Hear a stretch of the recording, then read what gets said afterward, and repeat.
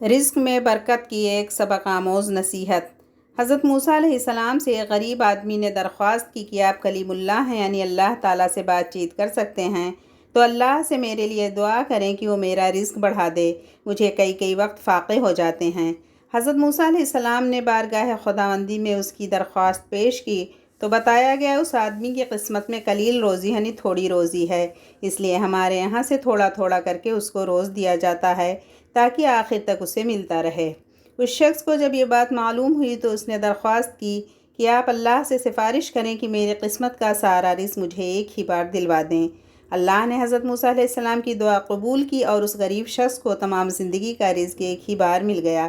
اس شخص نے فوراً لنگر خانہ کھول دیا اور اعلان کر دیا، جس شخص کے کھانے کا انتظام نہ ہو وہ ہمارے لنگر خانے سے پیٹ بھر کر کھانا کھا سکتا ہے۔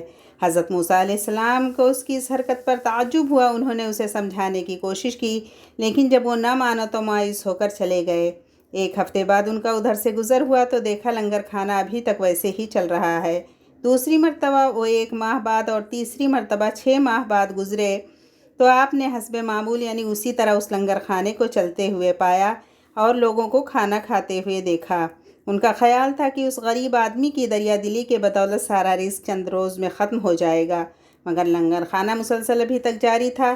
حضرت موسیٰ علیہ السلام نے اللہ سے عرض کیا، یا اللہ یہ کیا قصہ ہے؟ اس کا تھوڑا سا رزق ابھی تک چل رہا ہے۔ جواب آیا، بے شک اس کی قسمت میں تھوڑا سا ہی رزق تھا جو اب تک ختم ہو جانا چاہیے تھا، لیکن ہمارا قانون ہے کہ جو شخص ہماری راہ میں کچھ خرچ کرتا ہے تو ہم اس کا 10 گنا اس کو دنیا میں اور 90 گنا آخرت میں دیتے ہیں۔